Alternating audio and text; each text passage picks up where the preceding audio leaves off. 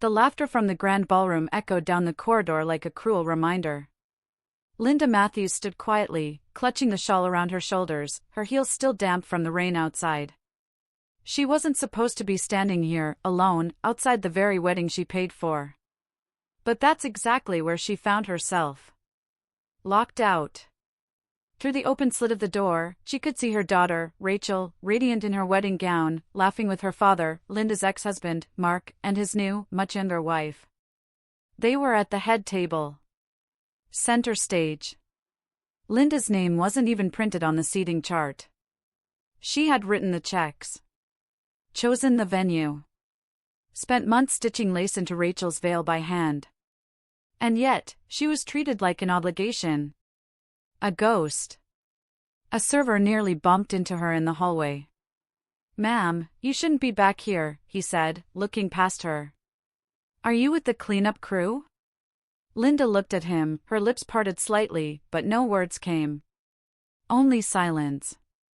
He disappeared before she could respond. Her hand trembled slightly as she pulled her phone from her purse. First call. "Hi, yes. This is Linda Matthews. Cancel the remaining catering service immediately. No more trays delivered. Do not continue dessert." A pause. "Yes, I'm the one paying." "Yes, I'm absolutely sure." Second call. "This is Linda. Shut down the lighting and sound. The event is over." She ended the call and looked down the corridor once more. The music inside dimmed and then cut out completely. Lights flickered. Confused murmurs rose. She heard someone shout, "Is this part of the program?" The cake remained untouched. The violinist stopped mid-note. A hush fell across the crowd. From her spot in the hallway, Linda saw Rachel stand up abruptly, panic on her face. Her eyes darted across the room. "Where's Mom?" she asked aloud. One guest whispered, "I think she left." Another murmured, "I didn't even see her during the ceremony."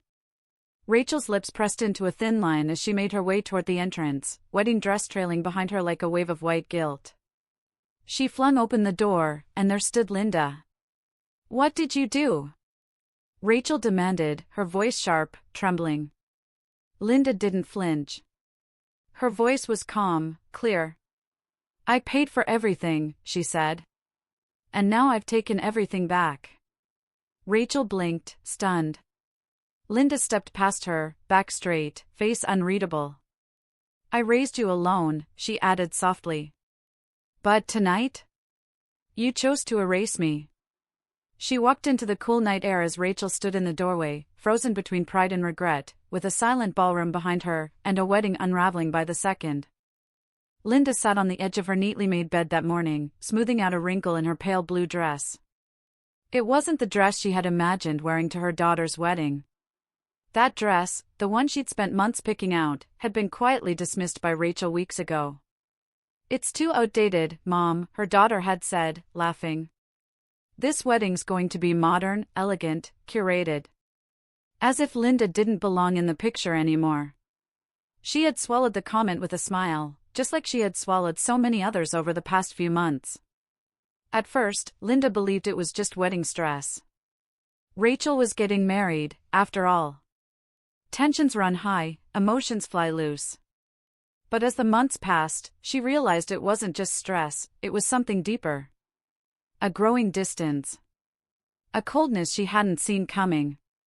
Linda remembered raising Rachel alone after Mark left them for a woman barely older than their daughter. She had worked double shifts as a school principal, graded papers until her hands cramped, and still made sure Rachel had a warm breakfast every morning. She missed her own dreams, her own needs, just to make sure Rachel's life wasn't missing anything. When Rachel got engaged, Linda had been thrilled. She wrote the first check without hesitation: venue, dress, flowers, photography. It was her way of giving her daughter the fairy tale she never had. But as vendors were hired and decisions made, Linda found herself pushed to the sidelines. Meetings happened without her. Choices were finalized behind her back. And when she voiced a gentle opinion, Rachel brushed her off like a stubborn leaf on her sleeve. It's our wedding, Rachel said once, referring to herself and Mark. Linda's breath caught. Your father and I have it covered. Your father. The man who walked out on them.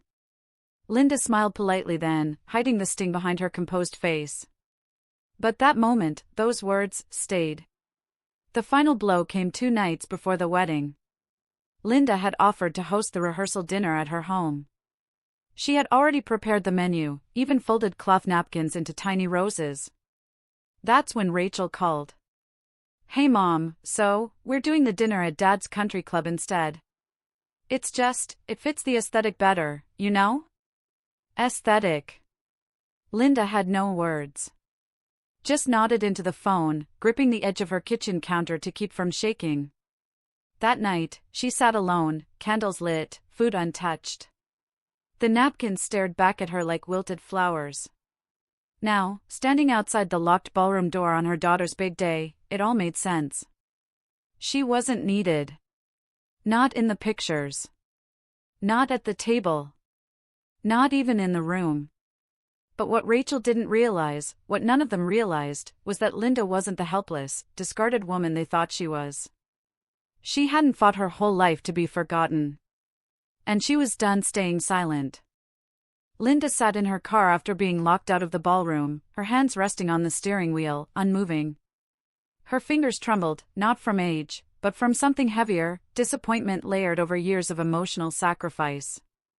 She stared blankly at the building, hearing muffled music and laughter seep through the walls, as if mocking her presence on the other side. Her daughter was getting married, and she was outside. Alone. The betrayal wasn't just about the door.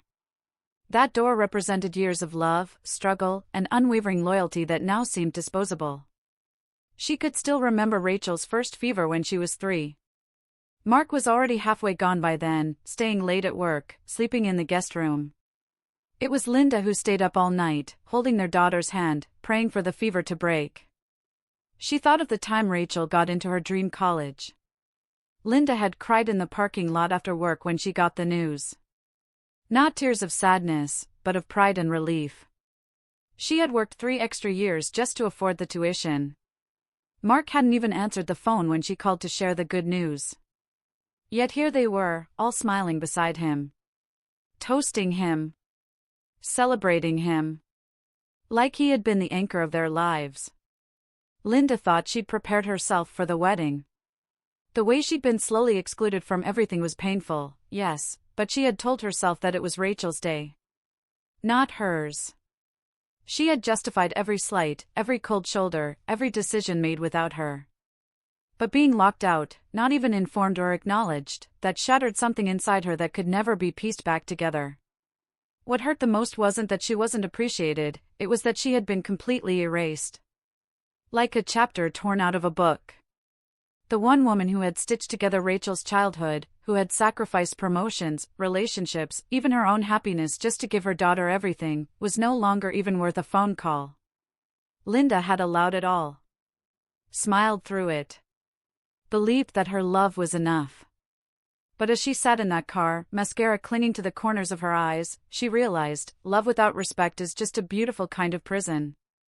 She thought of the checkbook still sitting in her purse. The payments made, the vendors booked under her name, the contracts she had personally signed. They had all been so eager to work with the woman funding the Matthews wedding. And suddenly, Linda stopped trembling. She sat up straighter. Because for the first time in a long time, she remembered exactly who she was, not just a mother, not just someone's ex-wife, but Linda Matthews. The woman who had built a life out of ashes. The woman who knew every detail of this wedding because she was the one who made it happen. They had locked her out, thinking she was powerless. But they forgot, Linda held the key to everything. And she was about to remind them. Linda's fingers moved swiftly across her phone screen, each tap filled with quiet fury and measured resolve. She wasn't going to scream, cry, or beg. No, this time, she would handle things like the woman she had always been, calm, composed, and in control. She pulled up her email. Every single vendor, from the elegant caterer to the floral designer, DJ, ballet company, even the photographer, was listed under her name. Not Rachel's. Not Mark's. Hers. Every invoice had her signature. Every payment had come from her account. Because Rachel hadn't lifted a finger to pay for anything. She had assumed, just like everyone else, that Linda would silently handle it all and fade into the background. Not anymore. She opened the caterer's contract first. Full payment required 24 hours before event, it read. Linda had only paid the deposit. She hit reply, effective immediately, please cancel all services for today's event. Per contract terms, I accept forfeiture of the deposit. One by one, she did the same with the rest. Florals to be removed from premises immediately, final balance not authorized. Photography for the Matthews event is cancelled. No release to be granted for any captured material. Entertainment services not approved for final payment, cancel DJ and lighting immediately. With each message sent, Linda felt a little more like herself again. Not the woman who had been left out, dismissed, and disrespected, but the woman who had survived single motherhood, who had built a home from the ground up, and who had funded this entire farce of a wedding. She called the event coordinator last. Hi, Linda Matthews here. Just wanted to confirm that the balance due for the venue hasn't been processed yet? That's correct, the young woman on the other end said cheerfully. We usually process it halfway through the event. Perfect, Linda replied. Please don't. I'm canceling all further payments effective immediately. I'm not authorizing anything else under my name. In fact, I'll be contacting my bank in the next hour to make sure nothing goes through without my consent. Oh, the coordinator paused. Should I let the party know? No, Linda said with a smile that no one could see. Let them find out themselves. She ended the call and leaned back in her seat. Her heart was steady now. Not because she was happy to ruin her daughter's big day, but because sometimes, consequences are the only language people understand. Linda didn't act out of pettiness, this wasn't revenge. This was clarity. After being ignored, excluded, and disrespected, she was simply reclaiming what was hers. She wasn't going to finance a celebration where she wasn't welcome. Let them figure it out when the food stops arriving. When the flowers disappear. When the lights cut off and the DJ falls silent. Let them scramble. She didn't need to make a scene. Reality would do it for her. The ballroom was glowing with golden lights, filled with laughter, camera flashes, and champagne glasses clinking. Rachel was radiant in her gown, gliding from table to table like royalty, her hand locked with her new husband's. Mark stood proudly at the front, giving speeches, patting backs, acting as if this night had his fingerprints all over it. Then, slowly, things started to change. First, the waiters vanished. One by one, the servers began to disappear from the floor, their trays unfinished, glasses half-filled. Guests looked around confused, many thinking it was just a break between courses. But as the minutes stretched longer, the confusion started to shift into murmurs. Next, the music stopped mid-song. The DJ stood behind his booth, shrugging toward the wedding planner who frantically tapped on her headset, whispering into the mic and looking around like she'd just been told a fire had broken out. But there was no fire. Just silence. An awkward, heavy silence that no one could explain. The floral arrangements began to get wheeled out. Literally. Two men in plain clothes rolled carts through the side entrance, carefully removing centerpieces and bridal decor right off the tables. One of the guests tried to stop them, but they handed over a copy of the invoice, unpaid. Per terms, we're reclaiming materials, the man said with all the emotion of a parking meter. Rachel's smile faltered. She whispered something to Mark, who immediately stepped aside and dialed his phone. No answer. He called again. Then again. On the fourth attempt, he cursed under his breath and stormed toward the exit. In the middle of this chaos, the lights dimmed once, then flickered, then shut off completely, leaving only the dim glow of a few chandeliers that ran on backup power. People gasped. One older guest stumbled. Someone knocked over a wine glass. The DJ grabbed the mic and said, "Sorry folks, looks like we've hit some technical issues. Hang tight." But no one was hanging tight. The guests were now buzzing. Some began leaving. Others sat awkwardly, fanning themselves or checking their phones. What had once been a perfect wedding was now unraveling like an old ribbon. Rachel rushed to the event coordinator, her voice shrill, face flushed. "What the hell is going on?" "I've been trying to reach your mom," the coordinator said nervously. "She pulled all the payments. I was told not to proceed with anything else without her approval." Mark came stomping back in, red-faced and angry. "She cancelled it all. Everything was under her name. The venue, the vendors, she shut it all down." Rachel's breath caught in her throat. She finally got it. Linda hadn't stormed in shouting.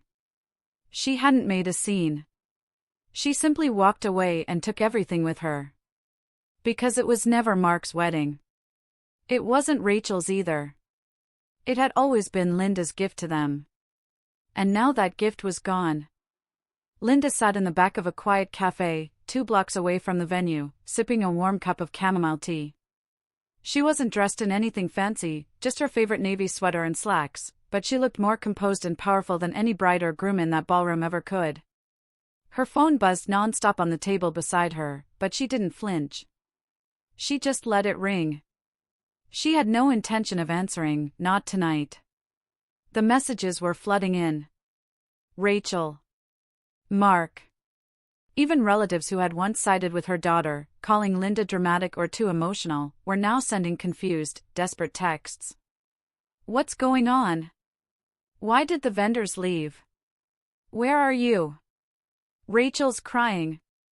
Linda looked out the window, watching as dusk settled over the city.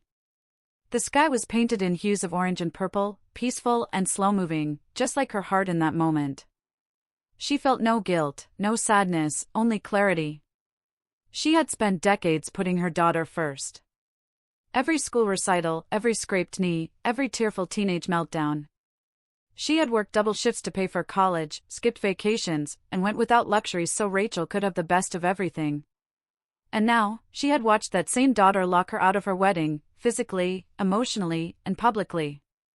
They hadn't just hurt her feelings. They had erased her from the most important moment of a family's life. But they'd made one fatal mistake. They forgot who paid the bills. Linda wasn't a rich woman, not by any stretch. But what she had, she gave. Willingly. Lovingly. And when that love was taken for granted, turned into an expectation instead of a gift, she decided to pull it all back. Not to punish, but to protect her own worth.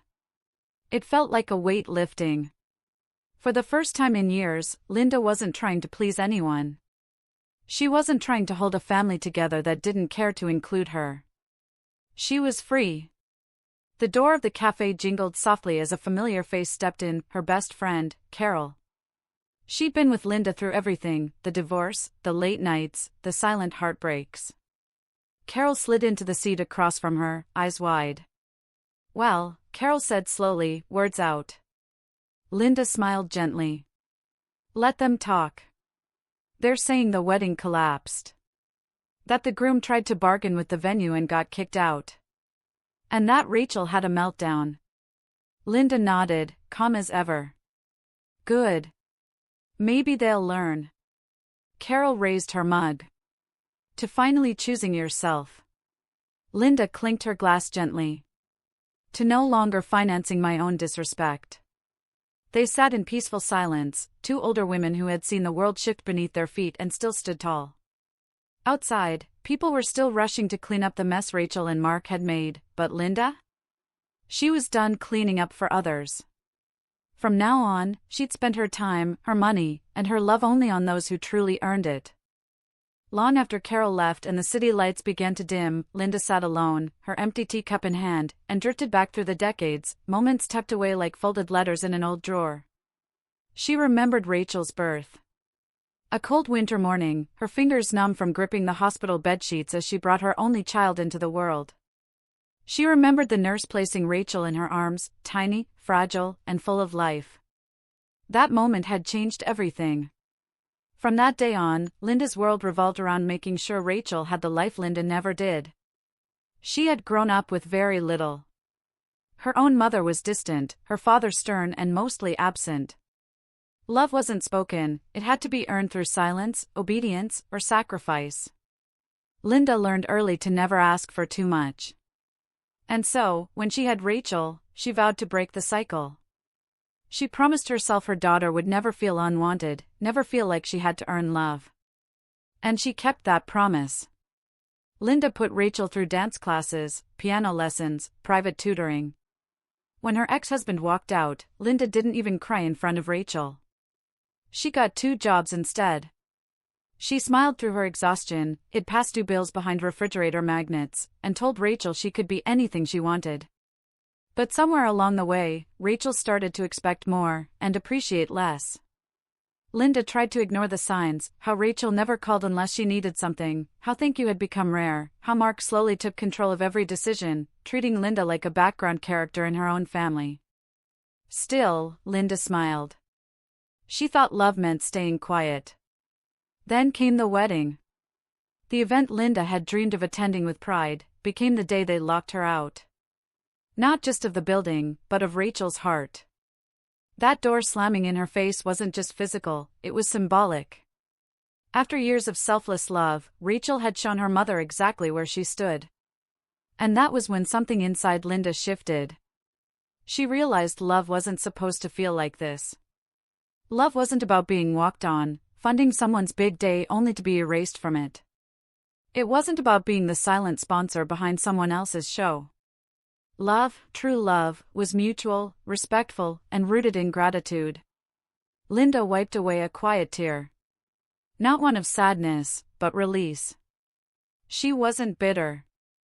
She was awake. And she was finally seeing things clearly, maybe for the first time in her life. The past had shaped her, but it would no longer define her future. She'd loved deeply, given everything, and still had the courage to walk away when respect disappeared. That wasn't failure. That was strength. That was freedom.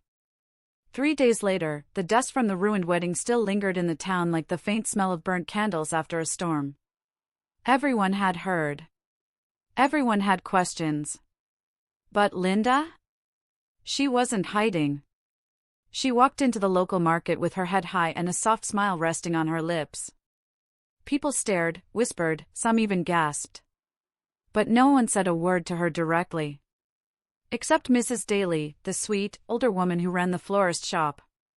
She looked at Linda and gave her a gentle nod. Sometimes the only way to teach them is to let them fall. Linda smiled back, placing a hand over her heart. It was time. She didn't go back home immediately. Instead, she took a long, quiet walk through the park she used to take Rachel to when she was a little girl. The benches were still the same, the swings creaked the same way, but Linda had changed. She wasn't the exhausted, desperate for approval mother anymore. She sat on a bench near the lake, watching the breeze ripple over the surface like a fresh start, and pulled out her phone. This time, she opened the messages, not to respond, but to read and release. Rachel, I didn't know you felt so left out. Mark, you've embarrassed the entire family. Congratulations. Rachel again, Mom, please. Can we talk? Linda read them all. And then, calmly, without a single ounce of hate, she deleted every one. She didn't need an apology to validate her pain. She didn't need Rachel to suddenly become the daughter she once imagined.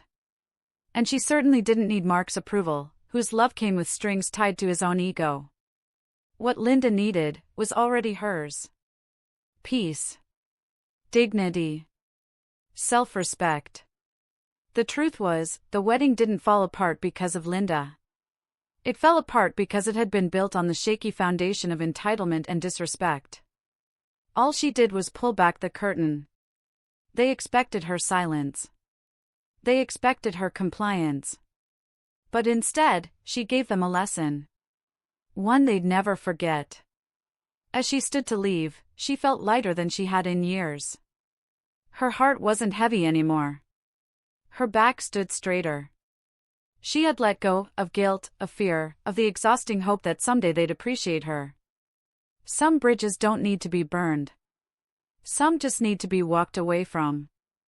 And as she reached the end of the path, with sunlight kissing her cheeks and a gentle wind behind her, she whispered the words she once wished someone would say to her. I did everything out of love, but now, I choose myself. And in that moment, with no applause, no spotlight, and no crowd, Linda had the most beautiful kind of ending.